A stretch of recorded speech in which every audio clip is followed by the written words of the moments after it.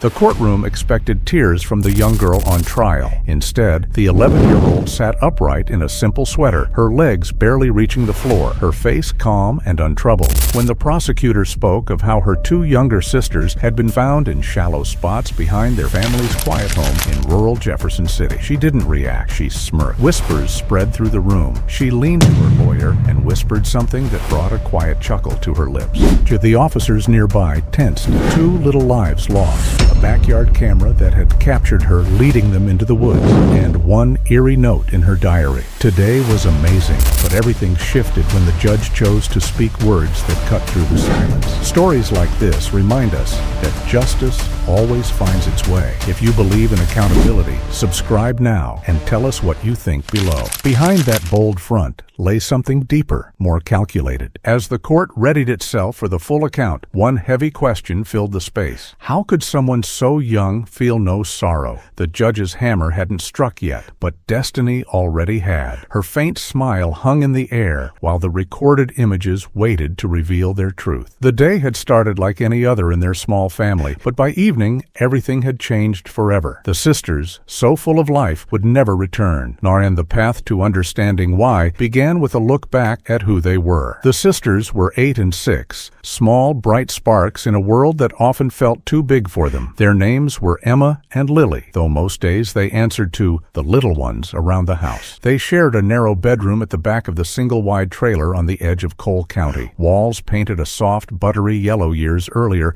by their mother in an attempt to make the space feel warmer. So stuffed animals lined the headboard in crooked rows, a worn gray elephant missing one eye, a pink bunny with floppy ears, a faded dinosaur Emma refused to sleep without. Every night the girls pushed their twin beds together so they could hold hands across the gap until sleep took them. They were inseparable at school too. Same yellow bus every morning, same route past cornfields and gravel turnarounds. Teachers noticed how Lily always waited for Emma at the classroom door. How Emma would save the best crayons, the metallic ones, for her little sister during art time. They fought like any siblings, over who got the window seat, over the last chocolate chip cookie. But the arguments never lasted. A few minutes later, one would appear with an apology drawing or a shared secret, and the peace would return as quickly as it had broken. The neighborhood itself was the kind of place people moved to when they wanted quiet. Our scattered mobile homes and modest ranch houses sat along unpaved roads flanked by open pasture. Children still played outside until the streetlights flickered on. Parents let them roam the yards and the thin strip of woods behind the properties because nothing bad had ever happened here. Or at least, nothing anyone talked about. Their mother, Sarah, worked double shifts at the regional hospital, first as a nurse's aide, later picking up extra hours in the laundry department when money ran tight. She left before sunrise and returned after dark most days, tired in a way that settled deep into her bones. Their father had been gone longer than the girls could clearly remember, arrested again for possession, then drifting somewhere farther west after his last release. Phone calls were rare. Child support checks even rarer. That left 11-year-old Alyssa in charge more often than not. She made macaroni from the box when the cupboard was bare. She reminded Emma to brush her teeth. She walked Lily to the bus stop when Sarah's car wouldn't start. Neighbors sometimes saw the three of them in the backyard, Alyssa pushing the younger girls on the old tire swing, all three laughing as the summer light turned golden. That laughter carried across the field late into the afternoon. People later said it sounded like any other summer day. But by dusk, only one shadow returned across the grass. When Sarah pulled into the driveway that evening and found the house silent, she called their names from the porch. No answer. She checked the bedroom, beds empty, backpacks still hanging on the hooks. Panic rose slowly at first, the ordinary kind every parent knows. Maybe they're at a friend's, maybe they lost track of time. She dialed neighbors. She walked the road calling. Nothing. By the time she phoned the sheriff's department, her voice had begun to fracture. They were just playing outside, she kept repeating. They always come when I call. Deputies arrived with flashlights and notepads. They searched the yard, the shed, the narrow tree line at the property's edge. Sarah stood on the steps, hugging herself, while beams swept back and forth across the dark. No one noticed, at first, how the soil beneath the tire swing looked different. Slightly mounded, slightly darker. A small patch where the grass had been pressed flat and then roughly smoothed over again. Flashlights paused there. One beam lingered. Then another joined it. The deputies exchanged a glance, stepped closer, and the night changed forever. The deputies moved carefully, boots sinking slightly into the soft earth beneath the tire swing.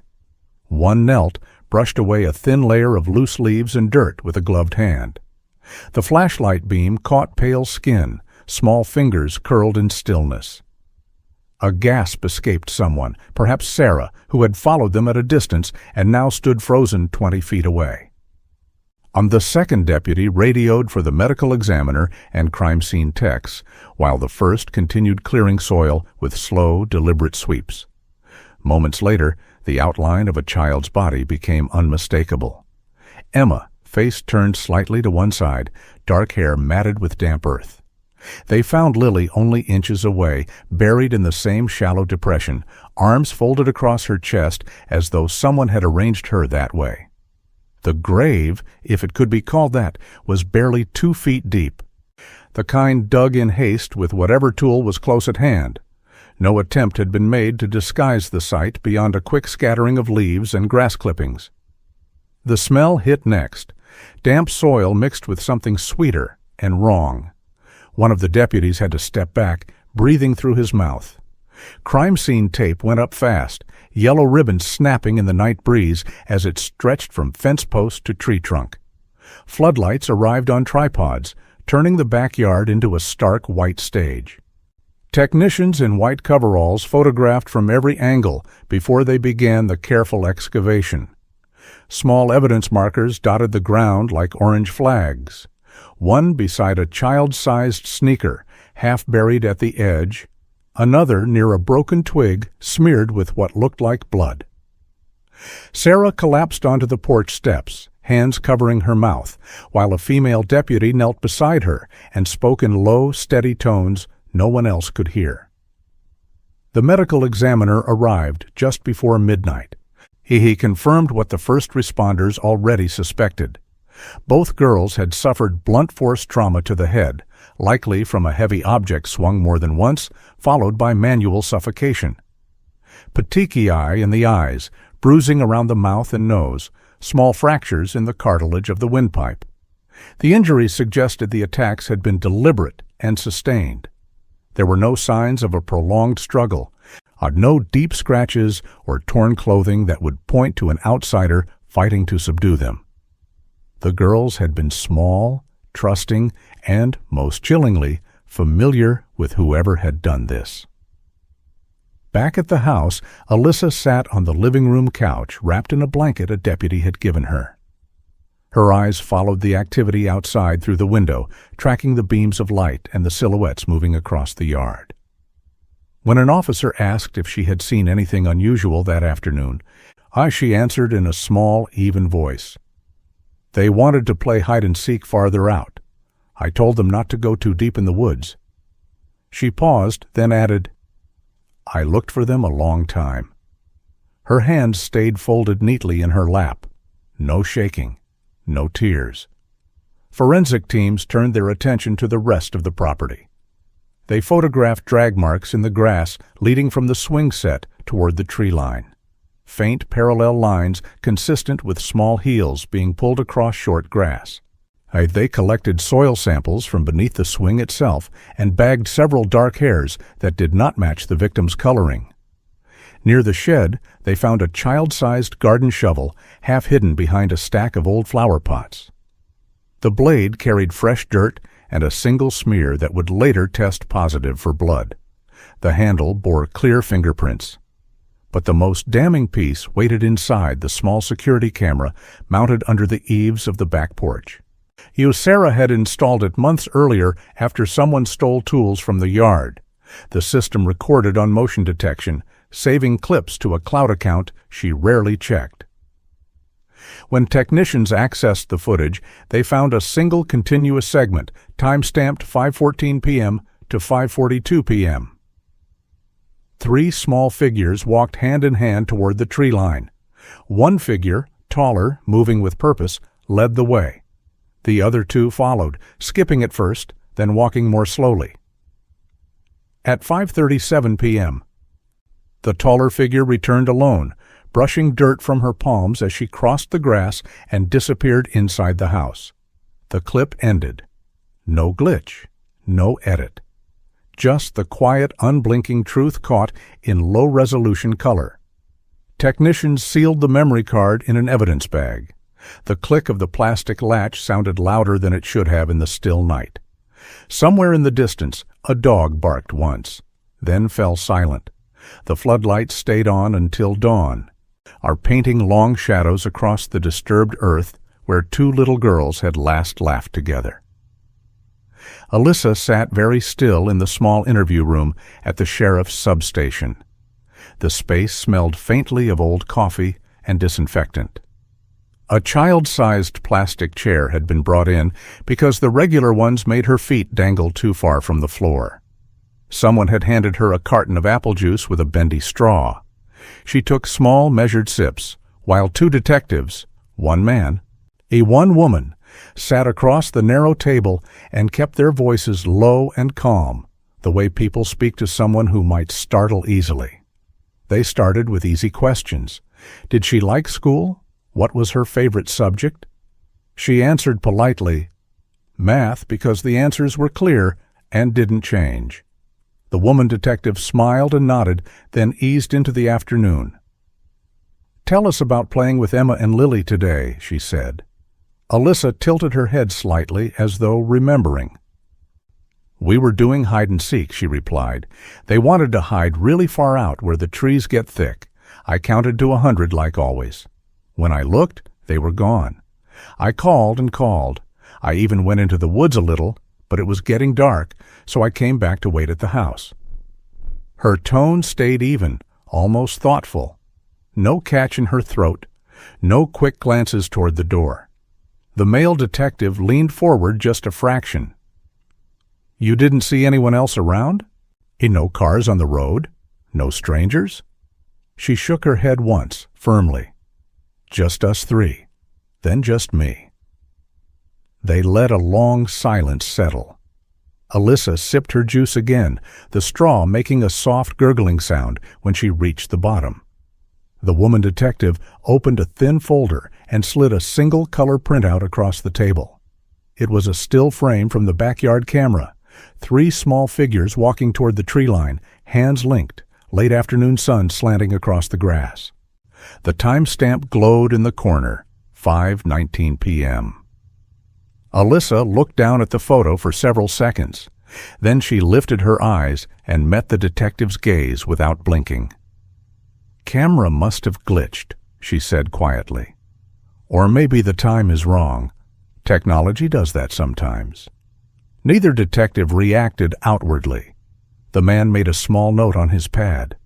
The woman asked very gently, Would you mind if we took a quick look at your hands, sweetheart? Just to check for any scratches or dirt from looking for them in the woods? Alyssa held both hands out flat, palms up, without hesitation. There were no scratches. But beneath her short, neatly trimmed nails clung thin crescents of dark soil, soil that would later be matched, particle by particle, to the exact composition of the burial site under the tire swing. They thanked her and let her finish the juice. When they stepped out to confer in the hallway, a technician arrived with preliminary swab results from her clothing. Trace soil on the cuffs of her jeans, a few blades of grass pressed into the tread of her sneakers, and, most telling, a faint transfer of blood on the inside seam of one sleeve. Not much, just enough to suggest contact rather than a full soaking. Enough to matter.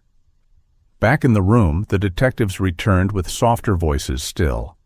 They asked about the shovel. Alyssa said she hadn't touched any tools that day. When they showed her a photograph of the garden shovel recovered from behind the shed, blade crusted with fresh earth, handle dusted with latent prints that matched hers perfectly, she studied the image the same way she had studied the camera still. Calm, curious, almost academic. "I don't remember moving it," she said. "Maybe I did earlier in the week.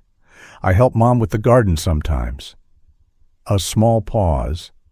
Then, and almost as an afterthought, "Did you find them yet?" The woman detective answered carefully. "We did find Emma and Lily. They're not okay, honey. They're gone." For the first time, Alyssa's expression shifted. Not grief, not shock, but something closer to mild surprise, as though the news were interesting but not entirely unexpected. She nodded once, slowly. "Okay," she said. Her pulse monitored discreetly by a small sensor clipped inside the cuff of her sleeve. I stayed steady at 72 beats per minute. No spike, no flutter. Just the calm, even rhythm of someone discussing the weather. The interview wrapped shortly after. Alyssa was allowed to use the restroom, then given a blanket and escorted to a quiet holding area where a youth services worker would sit with her until arrangements could be made. As she walked down the fluorescent-lit corridor, she glanced back once toward the interview room. The door was still open. The printed screenshot of the 3 figures walking into the woods remained on the table under the overhead light. She didn't ask to see it again. Outside, the first news vans had begun to arrive, satellite dishes tilting toward the sky like pale flowers opening in the dark. Inside the substation, detectives gathered around a monitor to watch the full camera clip one more time. 3 girls, 1 path into the trees. 1 girl walking back alone, brushing soil from her hands in a casual or practiced motion.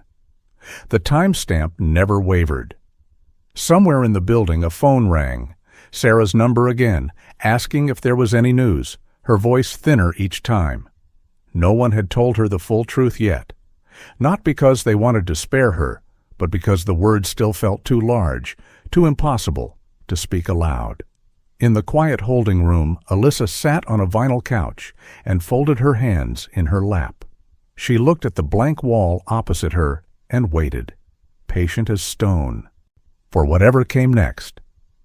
During the search of the house, while deputies and technicians moved quietly through the narrow rooms, one officer lifted the edge of Alyssa's mattress to check underneath.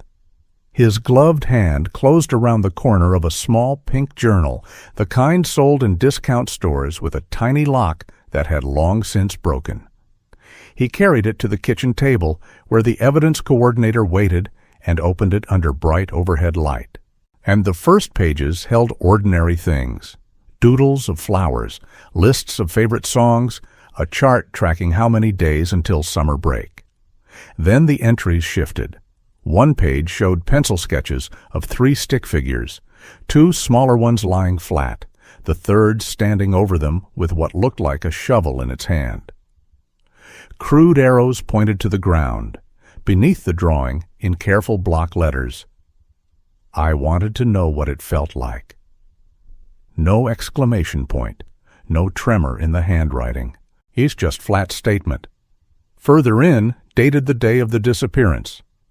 "They followed me easy. I told them it was a secret game. Dug the spot last week when Mom was at work. Filled it in quick after. No one saw." Another line, written later that night. "It was quiet at the end, peaceful almost. Today was amazing." The word amazing had been gone over twice, pressed hard enough to dent the page. The journal passed quickly to the lead detective. He read in silence. It then closed it and sealed it in a clear evidence bag. No one spoke for a long moment. Veteran officers who had seen domestic violence, overdoses, even fatal accidents, stood around the kitchen table staring at the small pink book as though it might speak again. One detective finally muttered, "She's 11." No one answered. Later that night, child psychologists from the State Department were called in. They reviewed the journal entries, the camera stills, the soil under her nails, into the steady pulse during questioning. Their preliminary notes described a pattern: lack of emotional reactivity, shallow affect, instrumental aggression driven by curiosity rather than anger or revenge. They used careful language, emerging traits consistent with callous unemotional presentation, because the word psychopathy carried too much weight when attached to a child. But the signs were there. No visible distress at the news of her sister's deaths, no spontaneous expressions of sorrow. No attempt to comfort her mother when Sarah finally arrived at the station and saw her daughter through the glass partition. Sarah had been brought to a separate room first. When they told her what the evidence suggested, she slid down the wall until she sat on the floor. No screaming, just a low, keening sound that went on for minutes. When they asked if she wanted to see Alyssa, she shook her head once, sharply, then buried her face in her hands. "I left her in charge," she whispered. "I left them all alone too much." In the days that followed, the journal became the quiet centerpiece of every conversation among investigators. Prosecutors read excerpts aloud in closed-door meetings, voices dropping on the most clinical lines. Defense attorneys, assigned quickly because of Alyssa's age, argued context: unstable home, absent father, overburdened mother, possible undiagnosed conditions. They pointed to her above-average intelligence scores from school records, or her ability to plan and execute complex tasks, like digging a hole days in advance without raising suspicion, as evidence of a child overwhelmed by impulse control issues rather than cold calculation. But the words on those pages refused to soften. Today was amazing. Even seasoned prosecutors felt a chill when they read it aloud. One veteran investigator, a woman who had worked child abuse cases for 20 years, placed the sealed bag on her desk and stared at it for a long time. She wrote it like a lab report, she said to no one in particular. Not like a kid who's scared, like a kid who's taking notes. Community reaction began to build even before formal charges. A small memorial appeared at the end of the driveway. 2 white crosses wrapped in pink and yellow ribbons, surrounded by stuffed animals neighbors had left. Candles burned day and night despite the wind. Reporters stood at the edge of the yellow tape, speaking in hushed tones to cameras. Online discussions split sharply. Some insisted no child could be held fully responsible. Others shared screenshots of the leaked still frame from the camera and typed single-word comments: "Monster." Alyssa remained in temporary juvenile placement, a small, secure facility 30 miles away. Staff reported she followed rules without complaint. She ate meals neatly. She completed school packets sent by the district. When asked how she was feeling, she answered fine in the same polite tone she had used with detectives. One counselor noted in her log, "Subject displays flat affect during discussions of family. No observable anxiety.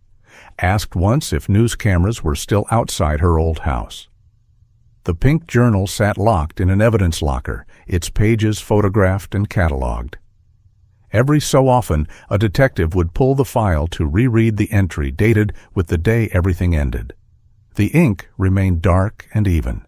The word "amazing" still carried the faint impression of extra pressure, as though the writer had paused to savor it. Outside, the tire swing hung motionless in the backyard. No children played there anymore. The soil beneath it had been excavated, sifted, documented.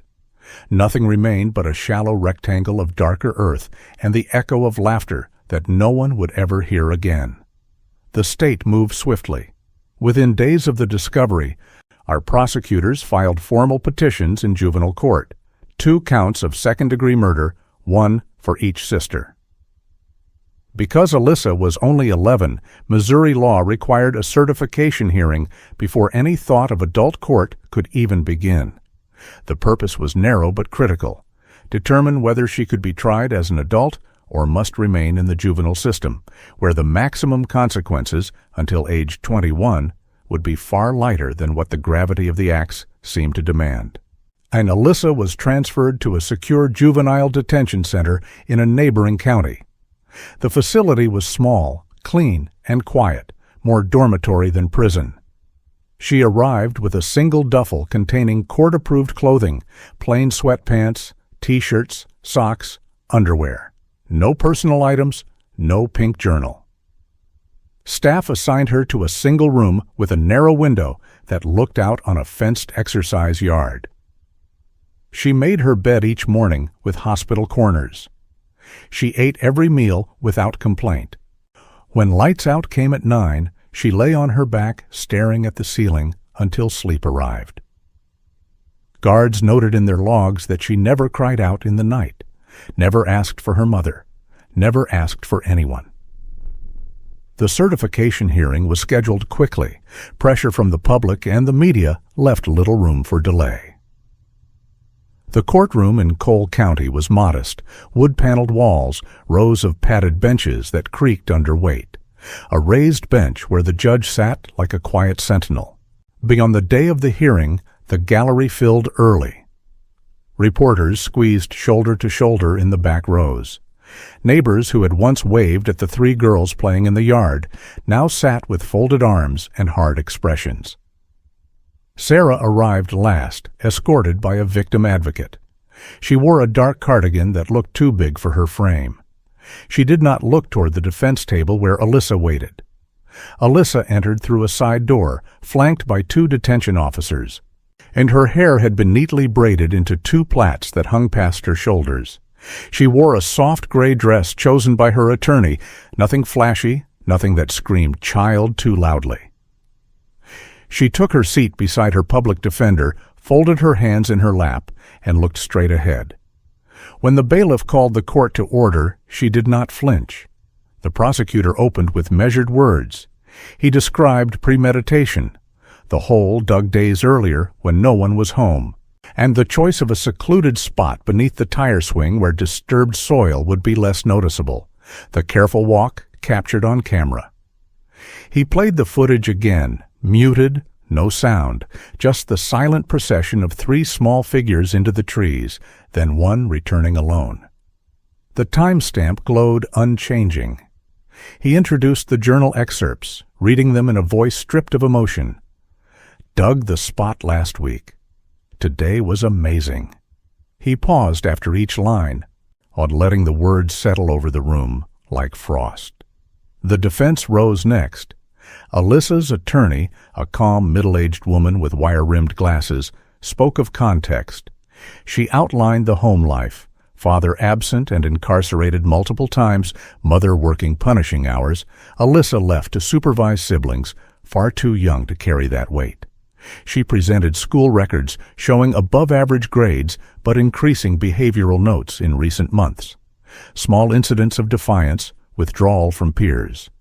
She called a child psychologist who testified that the adolescent brain, particularly the prefrontal cortex responsible for impulse control and empathy, was far from mature at 11. This is a child, the expert said, damaged by neglect and instability, acting out in the most extreme way possible. Transferring her to adult court would abandon any chance of meaningful rehabilitation.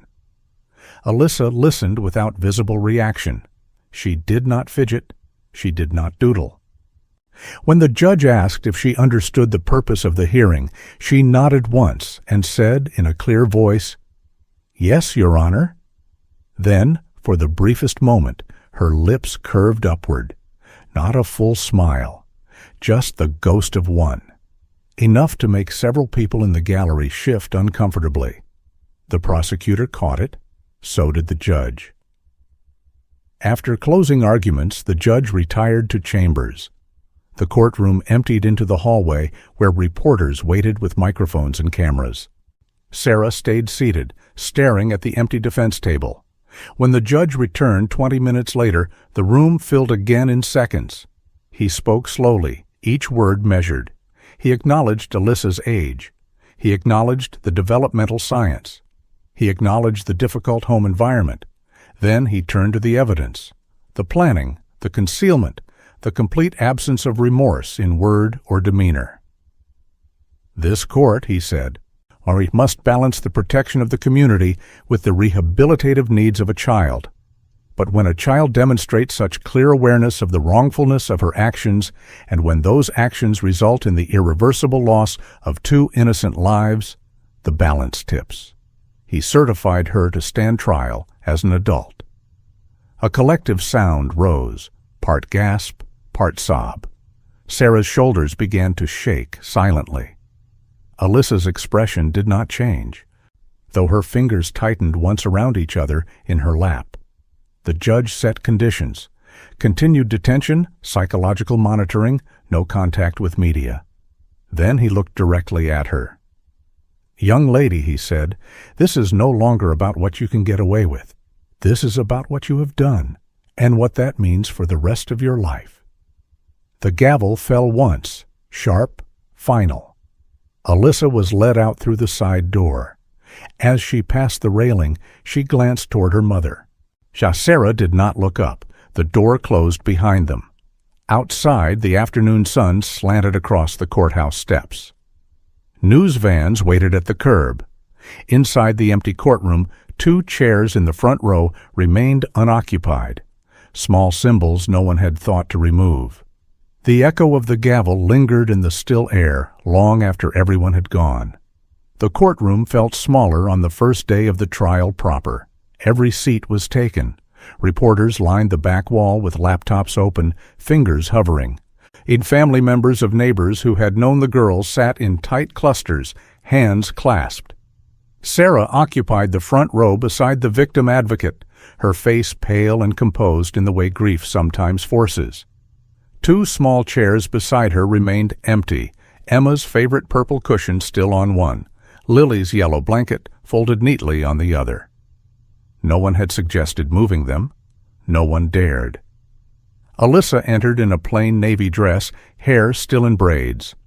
She walked with the same measured steps she had used in detention, head up, shoulders square, no hurry.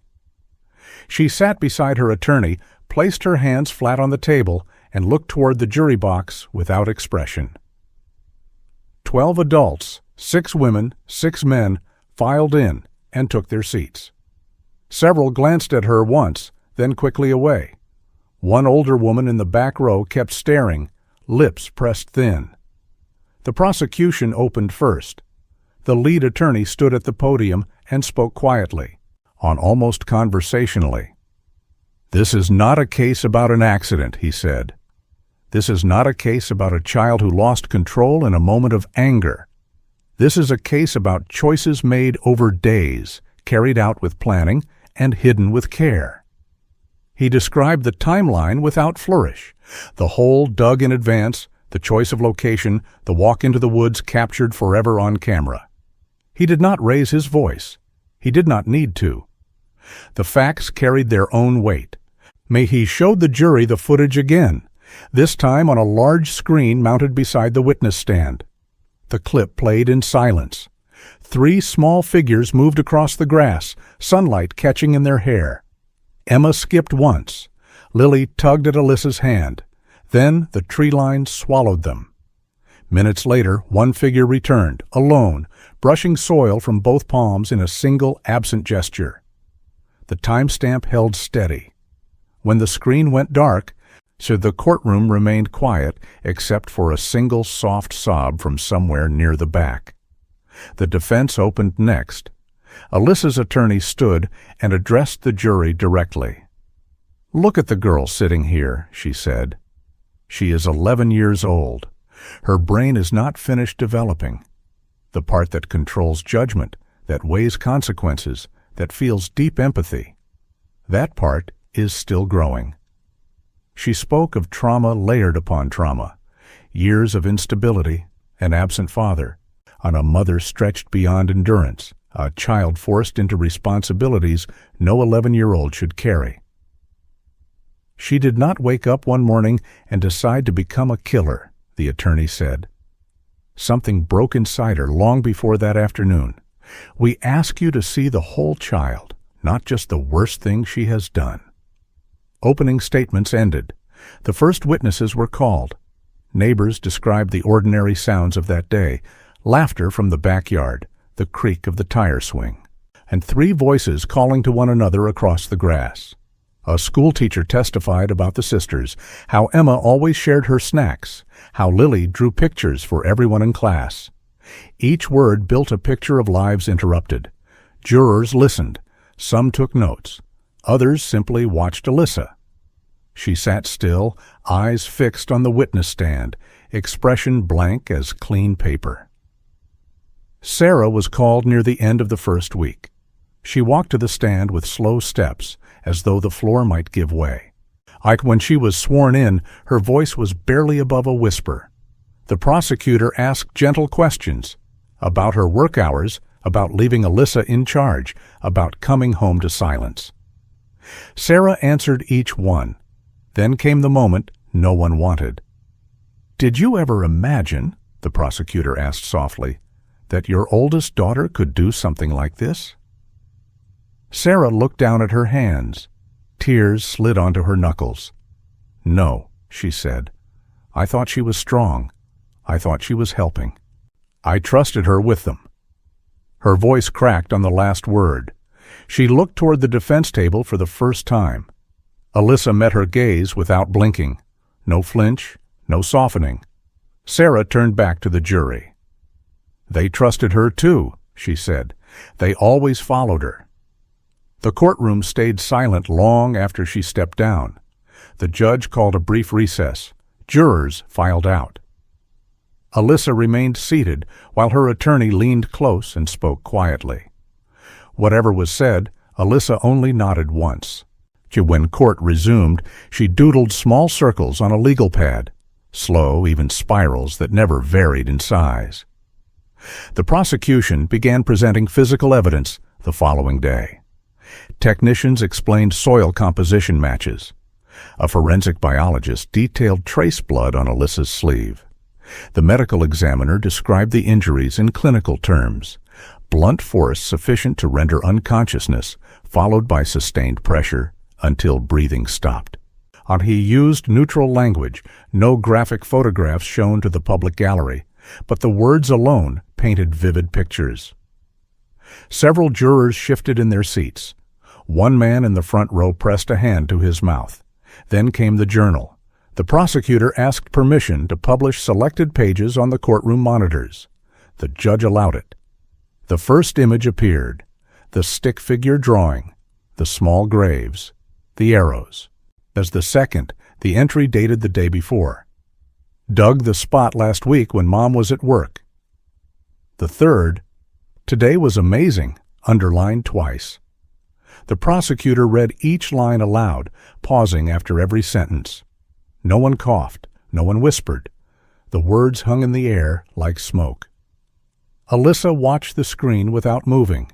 Her pen kept tracing circles, round and round, never stopping, never rushing. When the prosecutor finished, he looked at the jury. "These are not the words of a child surprised by her own actions," he said. "These are the words of someone who planned, who acted, who reflected, and who felt nothing but satisfaction." He sat down. The defense rose to cross-examine, but the damage of those pages had already settled deep. Jurors glanced at Alyssa again. This time their eyes lingered longer.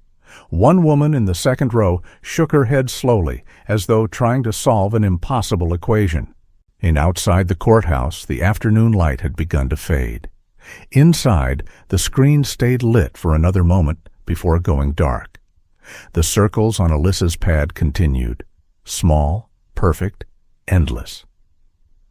The courtroom lights seemed harsher on the morning the defense began its cross-examinations. Alyssa's attorney approached each witness with the same measured calm she had shown from the start. She did not attack.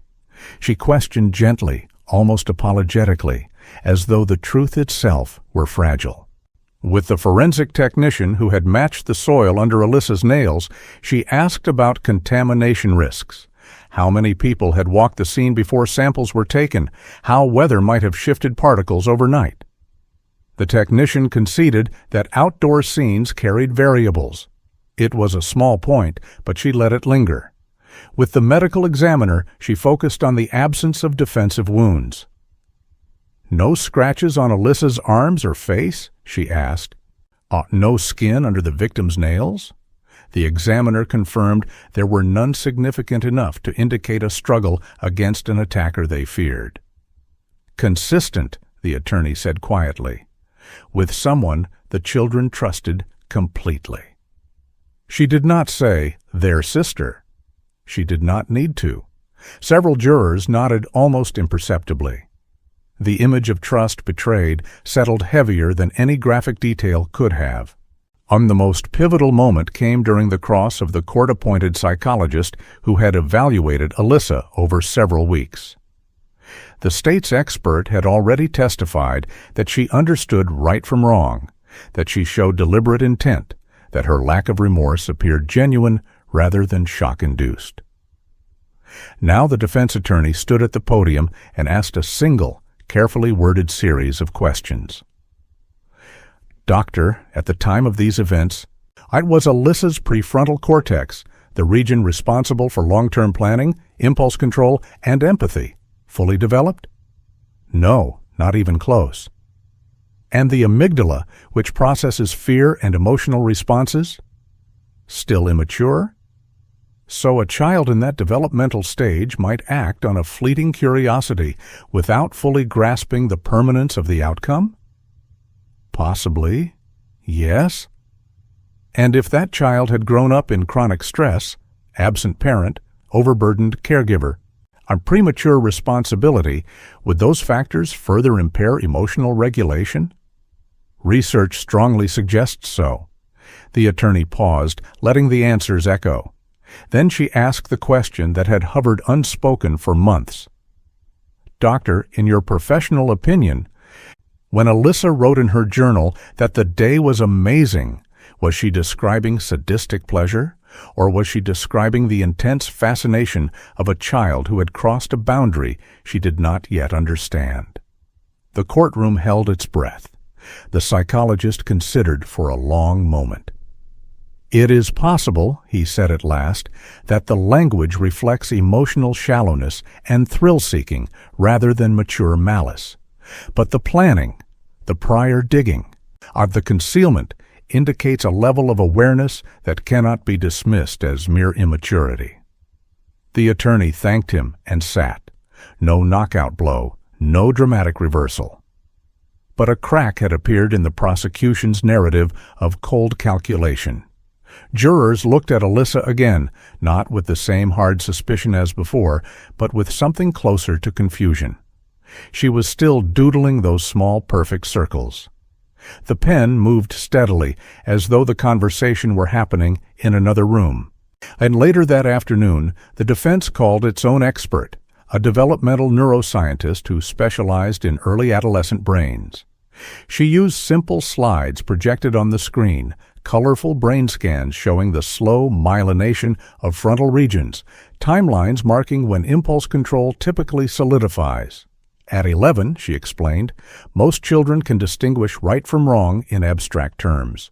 But applying that knowledge in real time, especially under stress or curiosity, is far less reliable.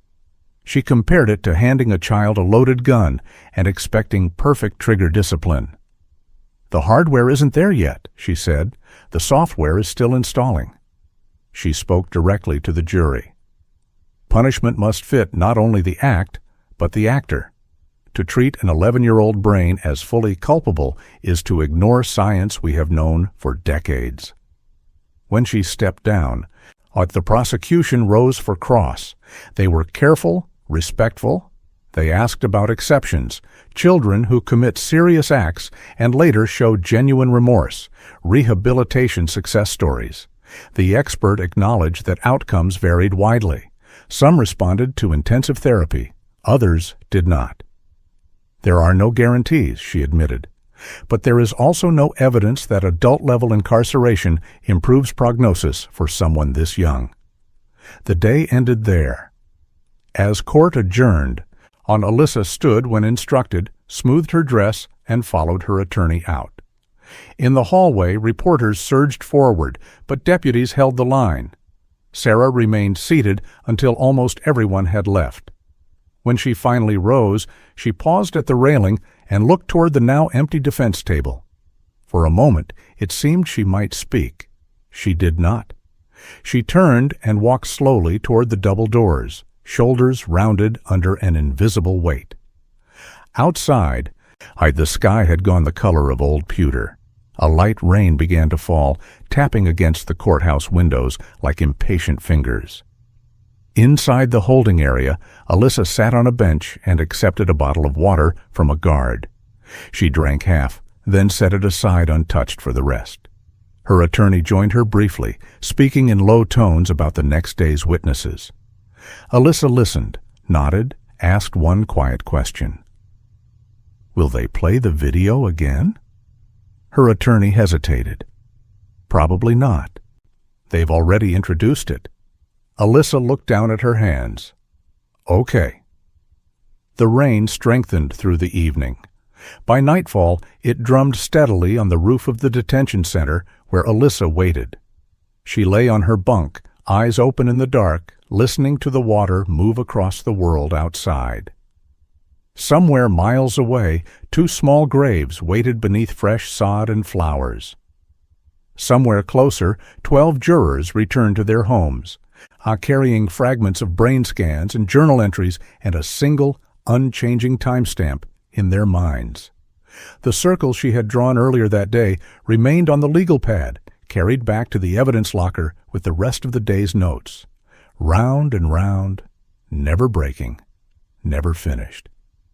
The prosecution rose for closing arguments on a gray Thursday morning when the rain had finally stopped, but the air still felt heavy with it. The lead attorney stood at the center of the courtroom floor. She no notes in his hands, no podium between him and the jury. He spoke in the same quiet tone he had used throughout, the one that made every word land like a stone dropped into still water. "Ladies and gentlemen," he began, "we have heard a great deal about brain development. We have heard about trauma, about neglect, about a child forced to grow up too fast. Those things are real. They matter, but they do not erase choice." He walked slowly along the jury rail, meeting eyes one by one.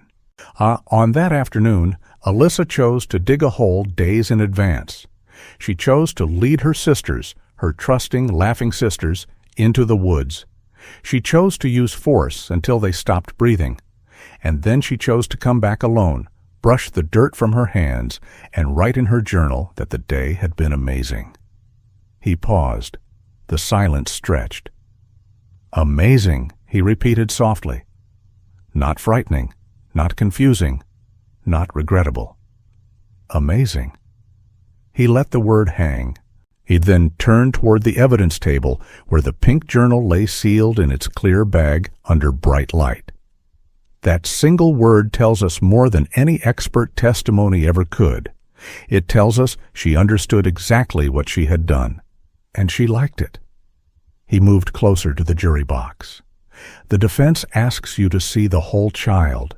We ask you to see the whole crime. 2 little girls who will never grow up. 2 sisters who trusted the one person they should have been safest with. And 1 defendant who, when given every chance to show sorrow, showed only calm. No tears at the scene, no trembling in the interview room, no crack in her voice when she learned her sisters were gone. That is not immaturity. That is awareness, that is intent, that is guilt." He stepped back, hands open at his sides. Justice in this case does not mean vengeance. It means accountability. It means recognizing that some lines, once crossed, cannot be unseen. Emma and Lily deserved protection. They did not receive it. Now they deserve truth. And the truth is written in the dirt under her nails, in the timestamp on that camera, in the pages of that journal, and in the steady beat of her heart when everything else should have broken. He looked at each juror again. Find her guilty, not because she is a monster, but because she chose to act like one, and choices have consequences, even for children. He sat. The courtroom exhaled as one. The defense attorney rose next. She did not walk the floor. She stood at her table, one hand resting lightly on Alyssa's shoulder for a moment before she began. Her voice was steady but softer, carrying the weight of someone who had spent months inside the same impossible question. 12 people sit before you today, carrying the heaviest responsibility any citizen can hold, she said.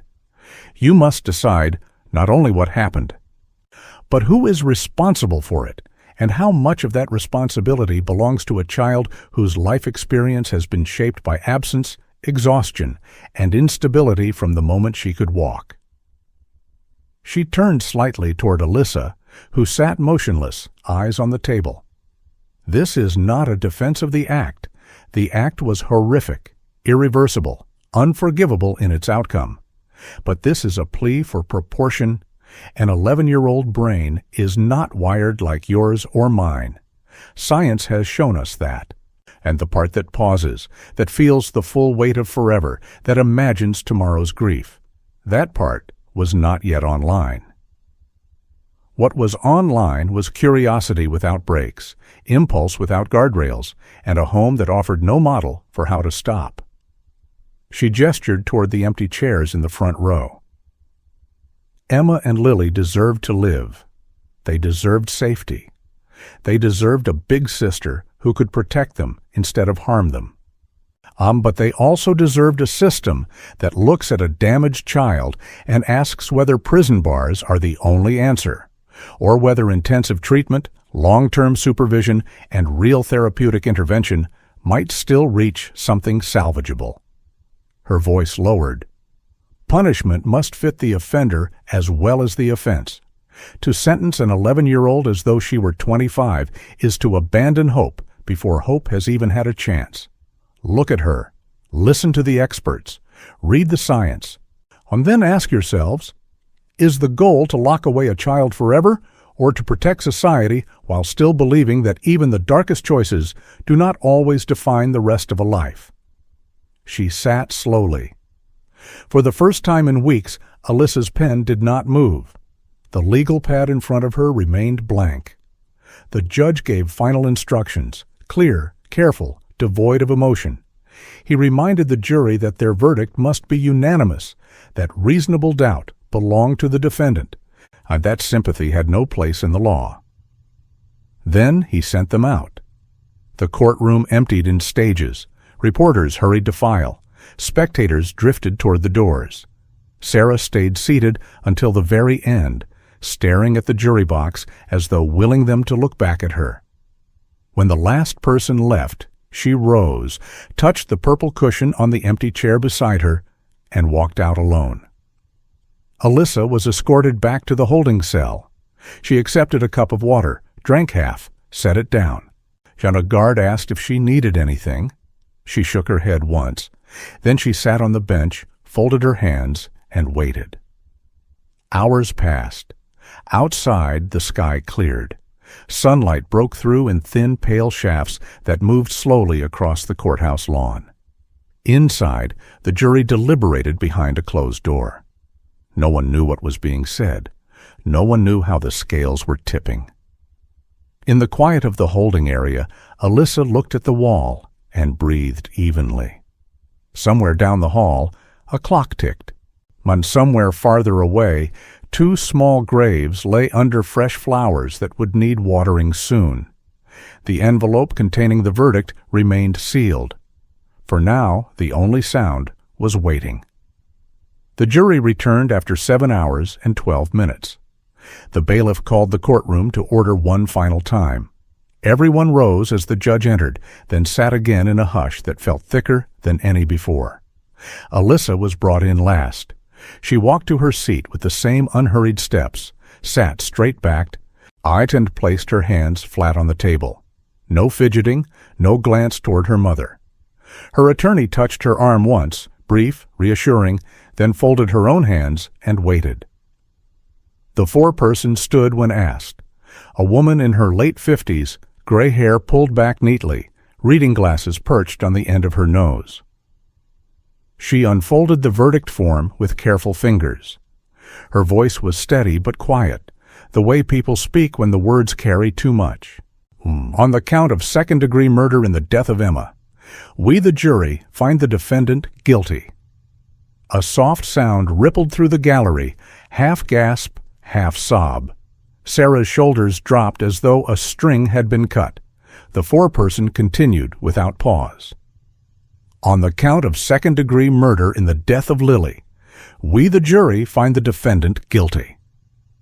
The words landed like stones in deep water. No cheers, no outburst, just the slow settling of finality.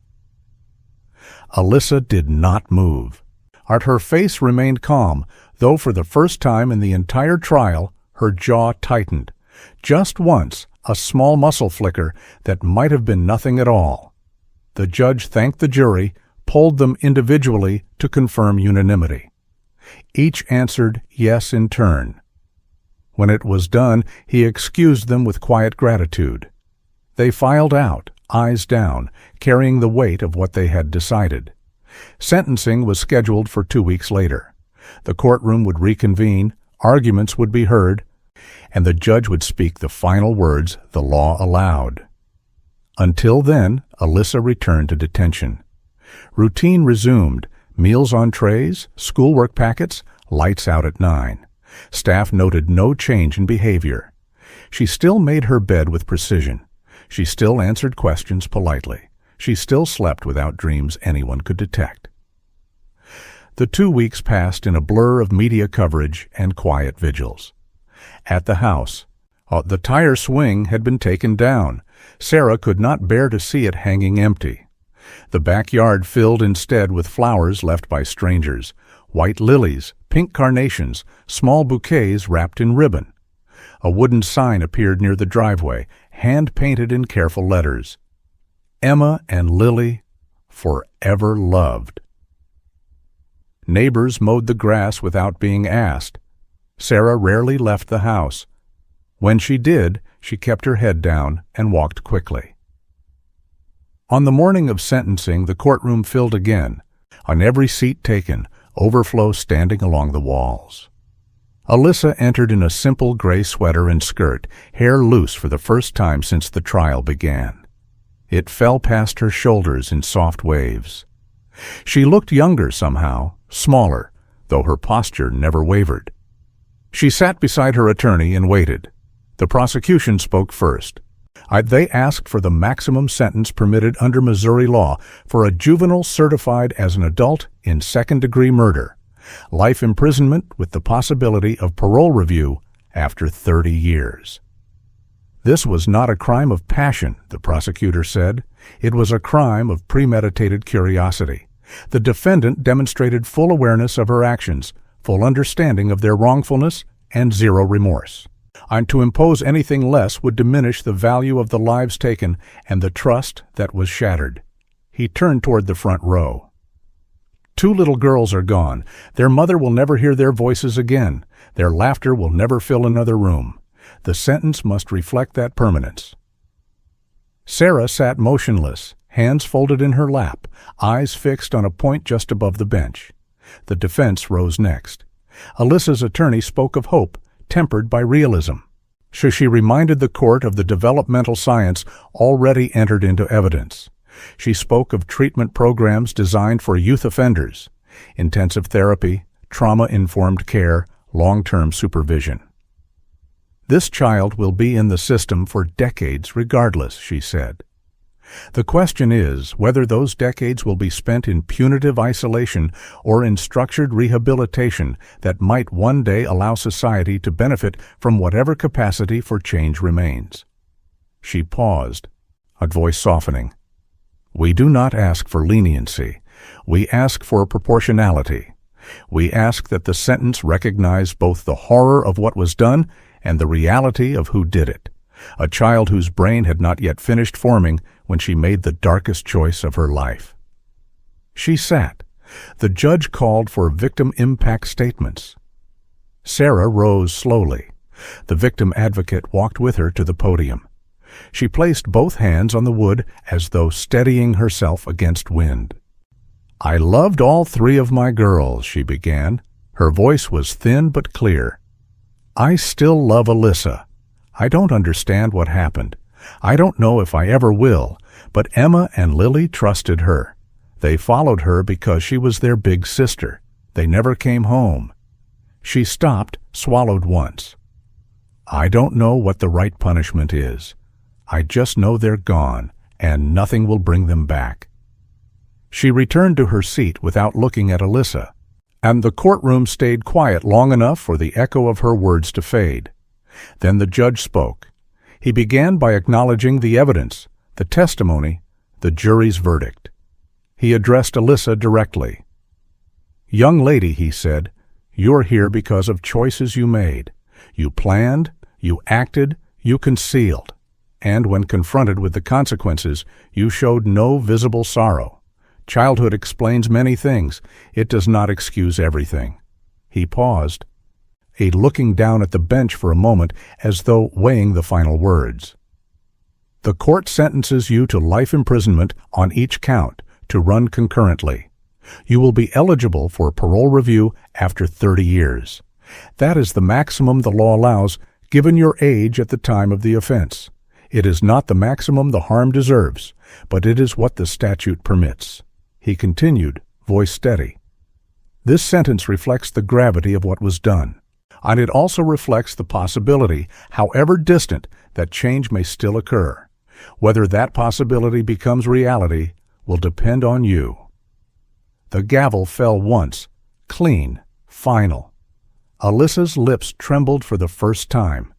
Not a sob, not tears, just a small involuntary quiver that passed in seconds. Her attorney placed a hand on her back. Sarah remained seated, staring straight ahead. The courtroom began to empty slowly. Reporters hurried to file. Spectators drifted toward the doors. Alyssa was led away through the side entrance. As she passed the railing, she glanced once toward the empty chairs in the front row. Purple cushion, yellow blanket, both untouched. Outside, the afternoon sun broke through low clouds. Inside, the echo of the gavel lingered. Two sisters were gone. Accountability had been spoken, and for the first time since that summer afternoon, the faint smirk that had once defined her face was nowhere to be found. If you believe justice was served in this heartbreaking case, share this story so others can remember Emma and Lily. Their light deserved to shine longer. The doors closed. The hallway fell quiet. And somewhere far away, two small graves waited beneath flowers that would keep blooming, season after season, long after the courtroom lights went dark. The courtroom doors had barely closed behind the last departing spectator when the weight of the sentence began to settle in different ways for different people. For Sarah, it arrived as a kind of hollow quiet. She drove home alone that afternoon, windows down despite the February chill of 2026, letting the cold air press against her face until her cheeks stung. The house waited exactly as she had left it, toys still in their places, drawings taped to the refrigerator at child height. Two small pairs of rain boots lined up by the back door. She did not turn on the lights when she entered. She sat at the kitchen table in the fading daylight and stared at nothing until the room grew dark around her. Alyssa, meanwhile, was transported back to the juvenile wing of the Women's Correctional Center, where juveniles certified as adults served their time until age 18. The facility had changed little since her arrival years earlier. Same pale green walls. The same narrow windows reinforced with wire mesh. Same routine that ticked forward with mechanical precision. Count, chow, rec, lights. She was placed in a single cell now, standard for high-profile cases involving violence against children. The door closed with a soft electronic beep. She sat on the edge of the thin mattress and looked at the blank concrete wall opposite her.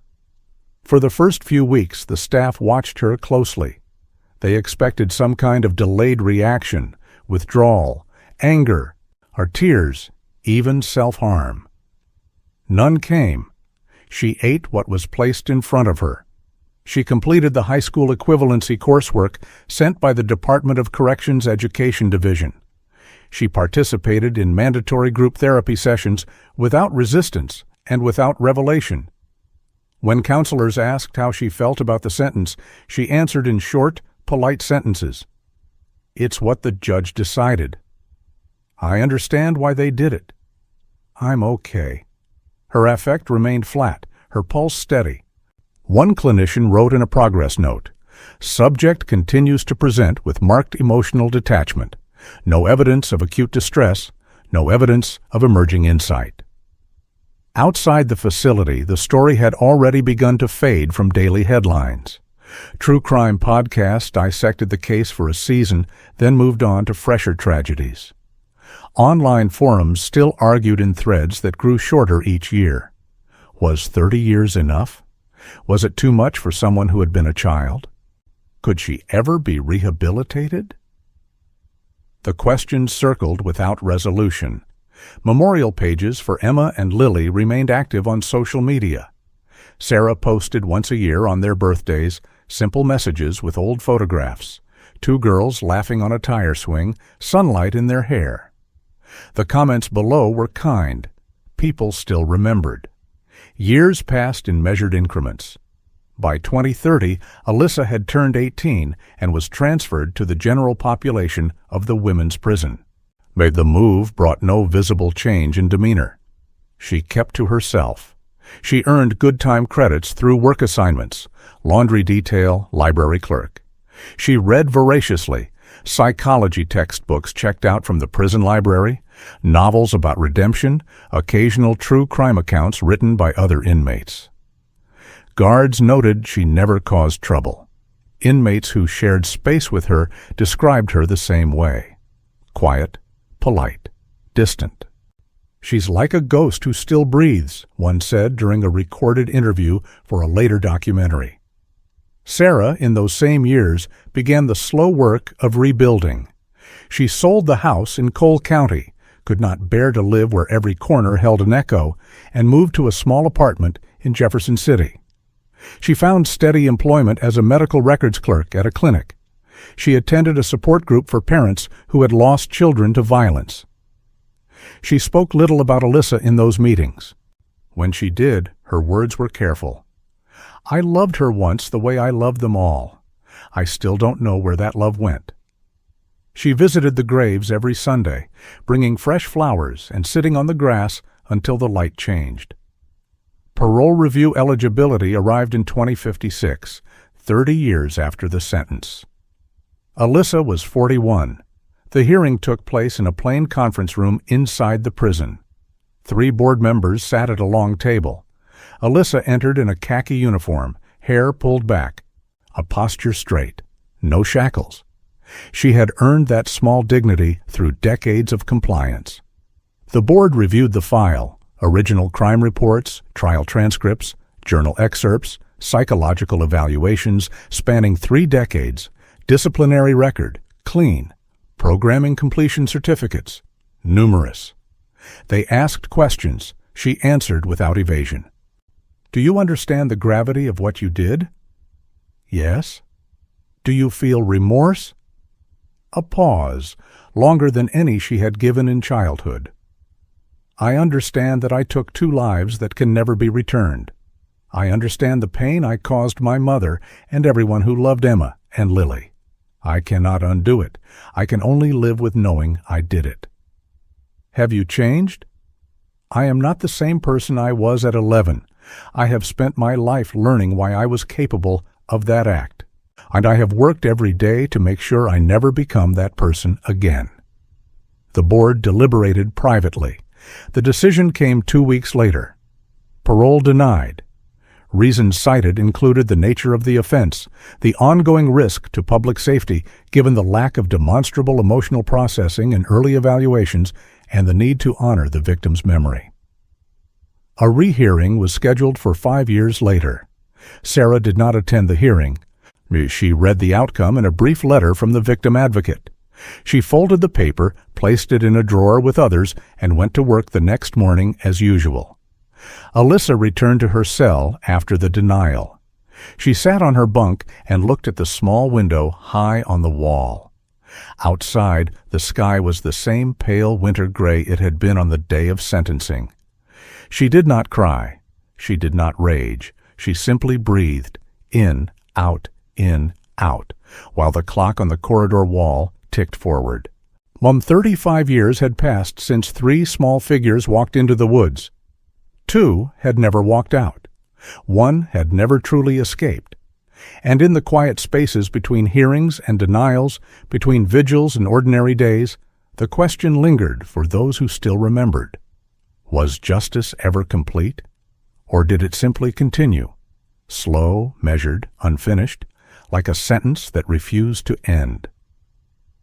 The prison lights dimmed for the night. Somewhere far away, 2 graves lay under fresh snow. Flowers would come again in spring. And the world kept turning, carrying its silences forward. If this story moved you, if it reminded you how fragile trust can be and how long accountability can echo, please share it. Emma and Lily deserve to be remembered, not just for how they left us, but for the light they carried while they were here. The hallway lights clicked off one by one. The facility grew still, and in the dark, time continued its patient march. But the years after the denial of that first parole hearing unfolded with the slow certainty of institutional time. Alyssa turned 46 by the time the second review came in 2061. The board members were different now, new faces, newer philosophies, shaped by shifting views on juvenile brain science and restorative justice. But the file remained the same thick binder of yellowed reports, faded photographs, and unchanged facts. She appeared via video link this time. But the prison had upgraded its systems. The picture was clearer, the audio crisper. She sat in a small conference room wearing the standard khaki, hair streaked with early silver pulled into a low knot. Fine lines had appeared around her eyes, the kind that come from decades of reading under fluorescent light rather than from laughter or weeping. Her voice, when she spoke, carried the same measured calm it always had, only deeper now, quieter. The board asked the familiar questions with slight variations. Have you ever expressed genuine remorse to your mother? I wrote her letters. She never answered. I stopped after the 5th year. Do you believe you could live safely in the community if released? I have no desire to harm anyone. I have spent my adult life learning how to manage thoughts that once felt urgent. I would follow every condition placed on me. What would you say to the families of Emma and Lily if you were given the chance? A longer pause this time. She looked directly into the camera. I would tell them I am sorry, not because words can fix anything, but because silence would be worse. I would tell them their daughters deserved a life I stole. I would tell them I carry that every day, even if no one believes I feel it. The board listened without interruption, and they reviewed new materials, certificates from anger management courses, victim offender mediation training, completed but never used, a recent psychological assessment that noted persistent emotional flatness, but no current indicators of active risk. One commissioner asked about the journal entries again. The word amazing still haunted every discussion of her case. I was a child documenting something I didn't fully comprehend, she answered. I don't feel amazement now, and I feel recognition of how wrong it was. The hearing lasted 90 minutes. The decision arrived by mail 3 weeks later. Parole denied. The stated reasons echoed the first denial almost word for word, with one addition. The board finds insufficient evidence of sustained emotional growth commensurate with the gravity of the offense. Sarah received her copy of the decision the same day. She was 62 now, retired from the clinic, living in the same small Jefferson City apartment. Gray had claimed most of her hair. Her hands trembled slightly when she opened the envelope. She read the single page twice, then placed it in the drawer with the others. 23 denials in total across the decades. She did not cry. She had used up most of her tears long ago. Instead, she walked to the small balcony, looked out at the parking lot, and whispered to no one, "They're still gone, and she's still there." Alyssa accepted the outcome the way she had accepted every previous one. As she returned to her cell block, resumed her library job shelving books and helping other inmates with legal research. She began a correspondence course in social work through a prison education program, not because she expected release, but because the studying gave shape to empty days. She never spoke of the hearing to anyone. Guards who had worked the same unit for 15 years still described her the same way. Model inmate, 0 incidents, 0 connection. By 2070, she was 55. The third parole hearing arrived almost as routine. Video again. Same questions. Slightly different faces on the screen. This time, one commissioner, a woman who had been in high school when the crime occurred, asked something new. "If you were released tomorrow, what would your first act be?" Alyssa considered the question longer than usual. "I would go to the cemetery. I would sit by their graves. I would stay as long as they let me. Then I would find somewhere quiet to live. I would try to do no further harm." The board deliberated for 4 days, an unusually long time. When the letter arrived, it was different. Parole granted. Conditions strict. Lifetime GPS monitoring. No contact with minors without supervision, mandatory therapy twice weekly, residence in approved housing, employment or structured daytime activity required. Release date set for 6 months later. Time to arrange transition. Should the news reach the public in a brief Department of Corrections statement. Some outlets ran short follow-ups. Most did not. The case had aged out of relevance for newer generations. Online comments were sparse and divided. Relief from those who believed in second chances, anger from those who felt 35 years was never enough. Sarah learned through the victim advocate's call. She listened in silence, thanked the woman, hung up. That evening she drove to the cemetery alone. The graves were well tended, grass trimmed, stones clean. She placed 2 small bouquets, white daisies for Emma, pink roses for Lily. She sat on the bench nearby until the sun dipped low. "I don't know how to feel," she said aloud to the quiet stones. "I don't know if I'm supposed to be glad she's getting out or terrified she'll walk free. I just know you're still here, and I'm still missing you." Alyssa's release day came in the spring of 2071. She walked through the gate in civilian clothes provided by a re-entry program. Jeans, gray sweater, sneakers. No family waited. No press. A case manager drove her to a small efficiency apartment in a mid-sized Missouri town, far from Cole County. She carried 1 duffel bag containing books, letters never sent, and a single photograph she had kept since childhood, a snapshot of 3 girls on a tire swing laughing into the camera. She stepped inside the apartment, closed the door, and then stood in the center of the room for a long time. Outside, birds moved through new leaves. Inside, silence pressed against the walls. She did not smile. She did not cry. She simply breathed, listening to the sound of her own existence continuing.